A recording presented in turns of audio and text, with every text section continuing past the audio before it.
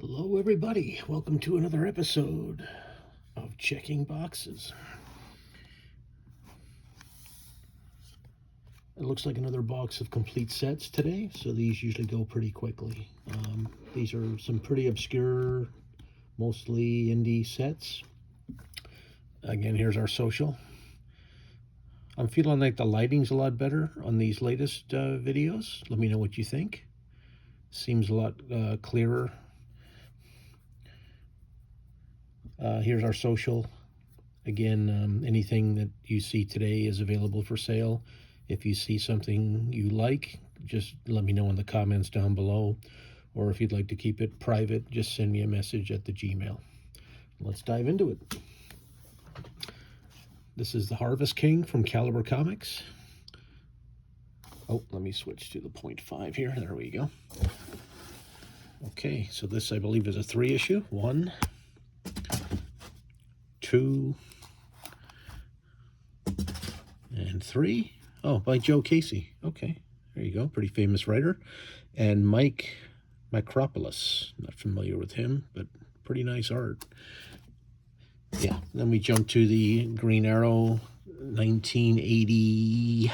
Oh, what's the year on this? Early 80s miniseries. This is drawn by Trevor Von Eden. I'm a big fan of his. Really nice stuff, especially with a great inker like Dick Giordano. Can't recall the artist, and it does not say on the cover of number 1. I'm sorry, the writer. This was a 4-issue series. Green Arrow, number 1. Number 2. Yes, beautiful cover. 3. And 4. Yeah, I'm sorry, guys, does not say the writer's name on any of these covers. Okay, another great series. I'm a huge fan of J.M. DeMatteis, the writer of Kraven's Last Hunt. I'm sure any Spider-Man fans are familiar with that book. I think it's voted one of the best, if not the best, Spider-Man story of all time. Fantastic writer. And John J. Muth is an amazing artist. This was a 12-issue series from Vertigo. Wow, I thought this was a Marvel series. Wasn't Moonshadow Marvel? Is this a reprint? Wow, maybe I'm thinking of something else. Yeah, I could have swore Moonshadow was a Marvel property. All right, number 1, 2, 3, 4,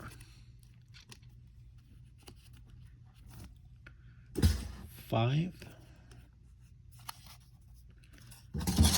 6. Oh, now they jump to Kent Williams, who is very similar to John J. Muth. I think they shared a studio together. He just did the 1 issue, it looks like. Number 7, we're back to Muth. 8. Aren't these beautiful covers, guys? Just amazing artist. 9. 10. 11. And the final issue, 12 of 12. Expanded series finale. Interview with the creators, previously unpublished. I'm almost certain this was a Marvel part of their Epic line. DC must have bought the rights and reprinted it. I don't know. Maybe I'm completely way off base, but I distinctly remember that being a Marvel book. All right. Next couple of sets are from Malibu. First one is a complete set of Sludge. This is number 1, 40-page special. This also has a short Barry Windsor Smith's Rune story in there, which ran through all of the Ultraverse titles that month, and then was later collected, I think, in Rune number 0. So this is written by Steve Gerber, who's a very well-renowned artist. sorry, writer, creator of Howard the Duck. Sludge number 1. Number 2, Aaron Lopresti, and Gary Martin is a local inker. At least he was at that time. I don't know if he's still in the Bay Area or not. Number 3. Number 4. Number 5. 6. 7.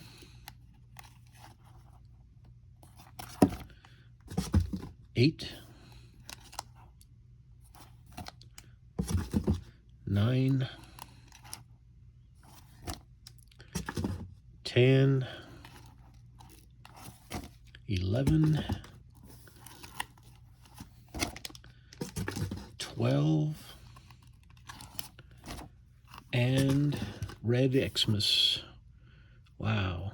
By the great Mike Ploog. Another great artist. We did a lot of the Marvel 70s horror titles, specifically Werewolf by Night, and I think he did some Man-Things too. Went on to work in Hollywood as a storyboard artist and did a lot of design work for one of my all-time favorite movies called Wizards.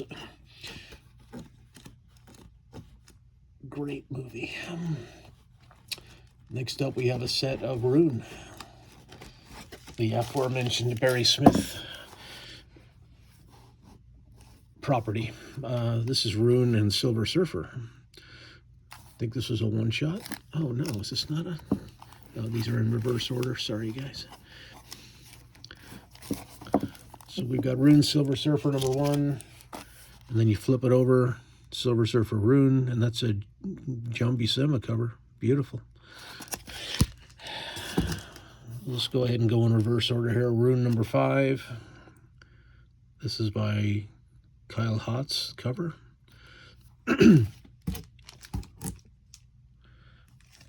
Here we've got a number 4.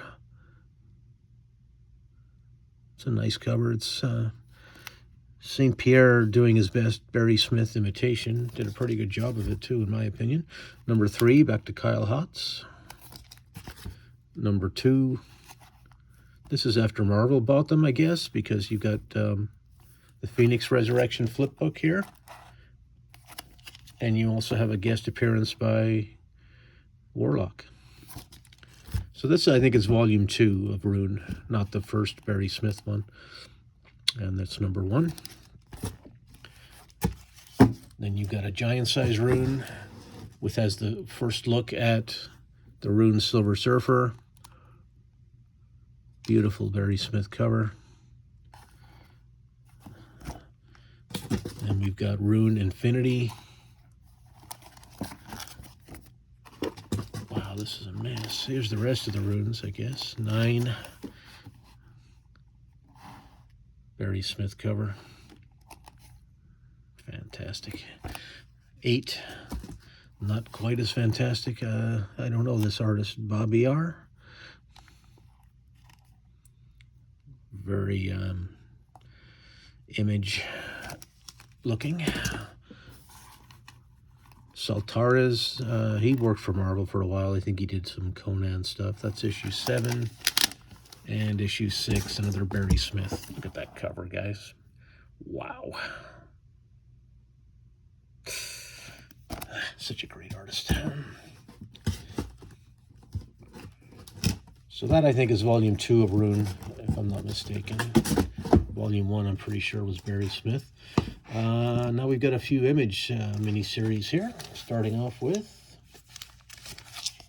Super Patriot. I think there were 2 volumes of this with some beautiful Dave Johnson covers, who may have done the interior also. I'm not sure. It's number 1. Number 2. 3. And 4. And then the second volume, Liberty and Justice. God, what a great artist. Look at these covers, guys. Number 2, 3,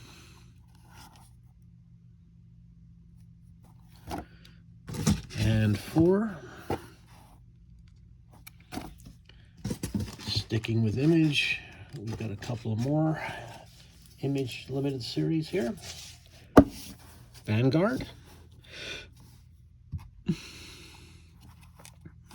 Not sure who drew this. Vanguard number 1. Number 2 with a nice Jason Pearson cover.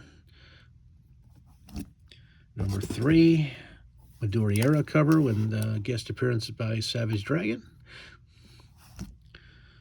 Number 4, hey, a nice Rick Leonardi.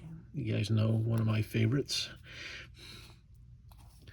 And number 5. That looks like Rags Morales to me. Yep, I'd put money on that. Rags Morales cover. Number 6, Andy Smith, another artist I liked. And we have Union. I think this is volume 1. There's at least 2 volumes of Union. The other volume has all 4 are beautiful Michael Golden covers. This is number 1 with the Teixeira cover. Teixeira. Again, I'm not sure how to pronounce his name. Great artist. I think it's Teixeira. We'll go with that. Number 2. He's also the artist on the interior. 3. And 4. Mike Heisler, the writer I'm not as familiar with. Not familiar at all. Okay, then we have the Image and Valiant crossover. That was called Deathmate. This is the prologue with a nice Jim Lee cover. They did these by color. I'm not sure what order they came out in. This is Deathmate Black. These are all prestige format, square bound, with the Silvestri cover inked by Jim Lee. Then we have Yellow with a Leaky Art Thibert cover. Blue, and also a Leaky cover. And red, Liefeld cover. And then there's a prologue. That is a nice Joe Quesada inked by Mark Silvestri. I'm not sure who did the interiors on these books, guys. They're fairly common. You find them in most 90s collections. Okay, we've got a couple of more Image miniseries. A character called Star, Ben Herrera, another artist I like. Issue 1, 2, and 3. Guest starring Savage Dragon. Looks like it was a 4-issue series.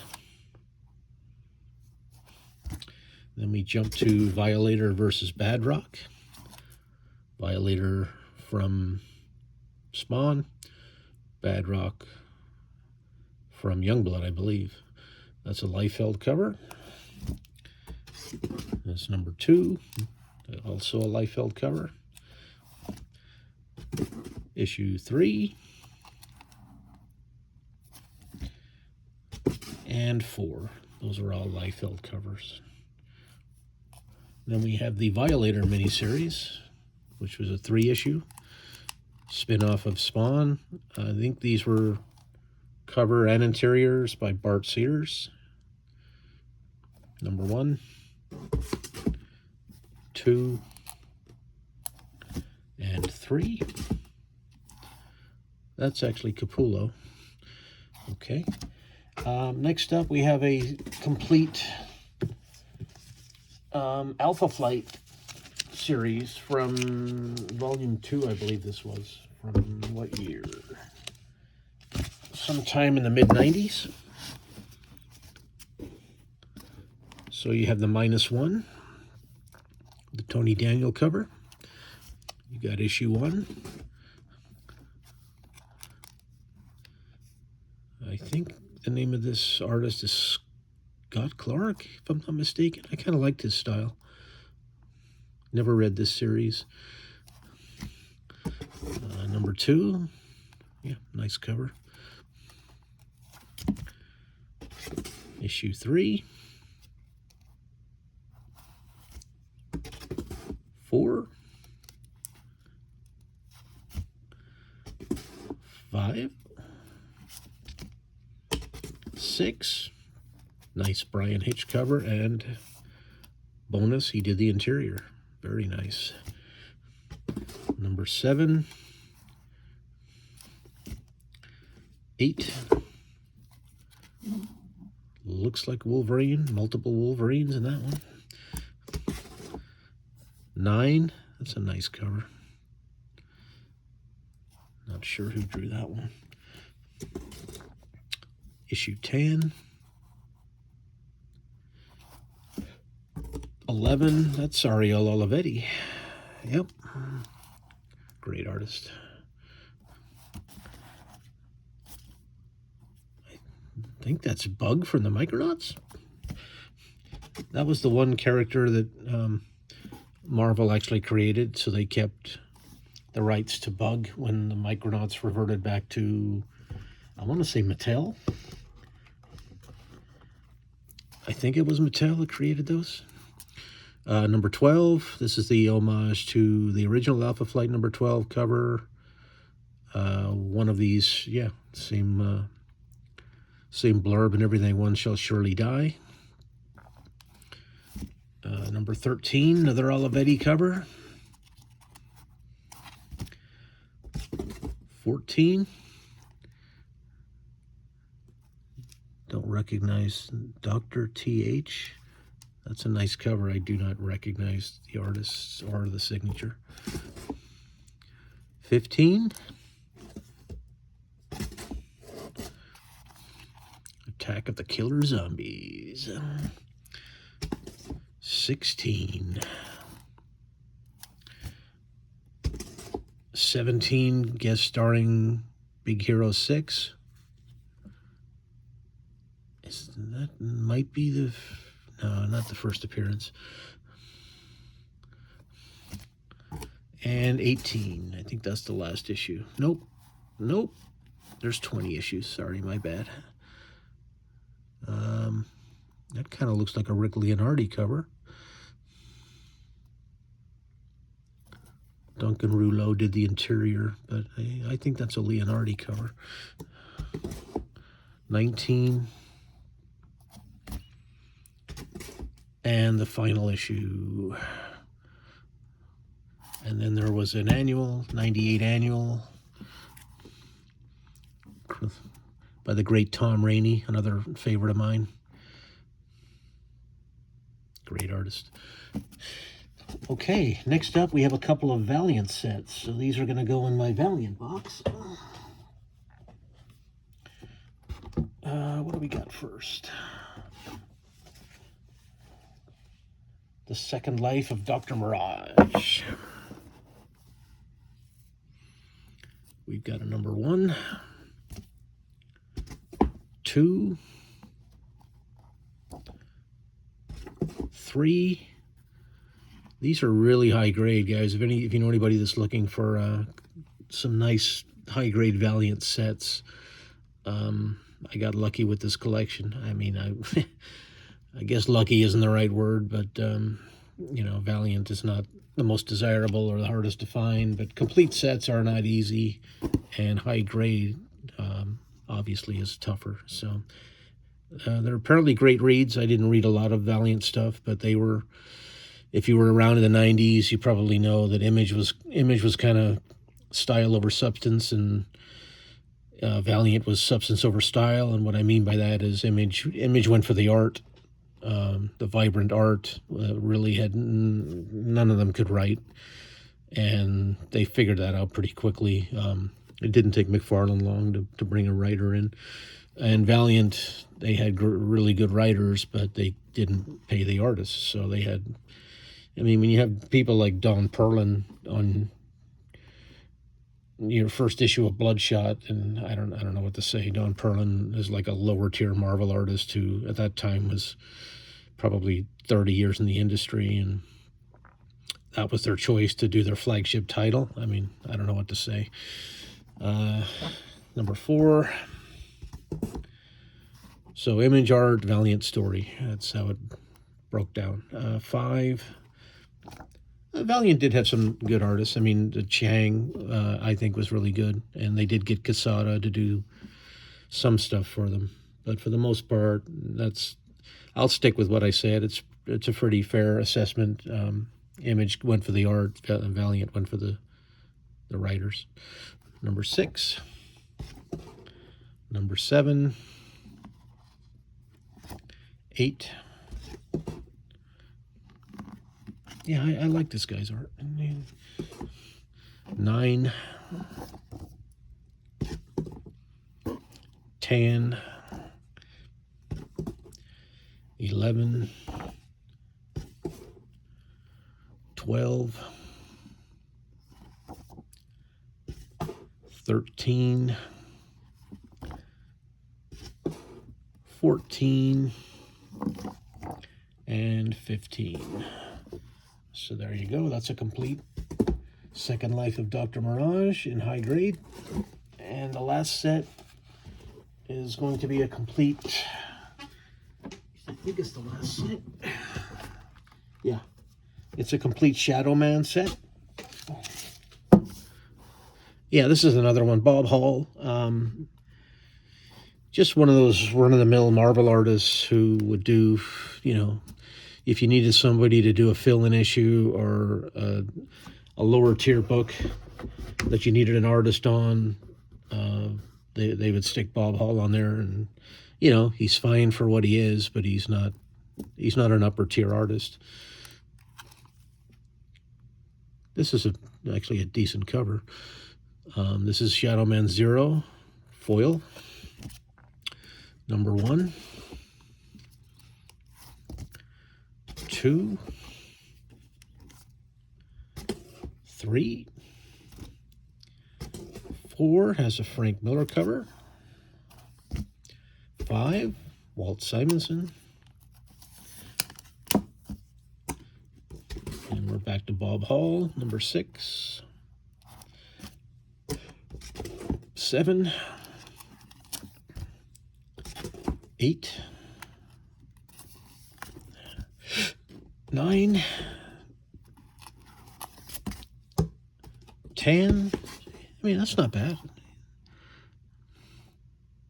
He can do okay stuff. Just doesn't blow me away.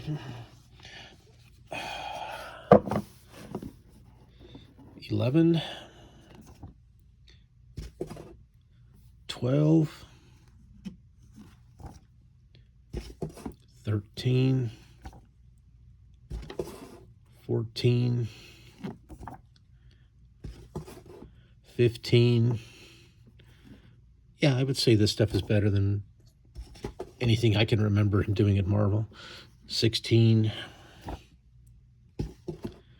17, 18, 19, the Aerosmith issue. Steven Tyler facing off against Shadow Man. 20, 21, 22, 23, 24, 25, the nice Rags Morales cover. 26. That's a nice cover. It looks like he's at Mardi Gras. 27. He's trying to sort of mimic Barry Smith style, and not doing a bad job, really. This is better, like I said, than any Marvel Bob Hall stuff that I can remember. 28.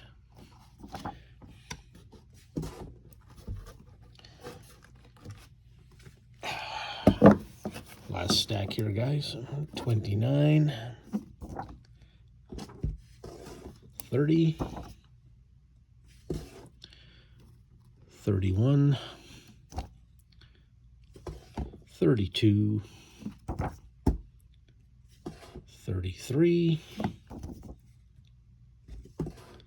34, 35, 36, 37, guest starring EXO, 38, 39, I guess he's in New Orleans, huh? 40, 41. Yeah, I think I remember it being like a voodoo-based series. 42. And the final issue, 43, at least of this run. And then yearbook number 1. That's a nice Val Mayrick cover. Great artist. Okay, so there you go, guys. Another episode in the can. Again, if you're looking for some high-grade Valiant complete sets, this is your place. Let me know at my Gmail address there if you want to keep it more private, or if you just want to drop me a comment in the comment section below. We can work out a deal. Thank you so much for watching, and we'll catch you on the next episode.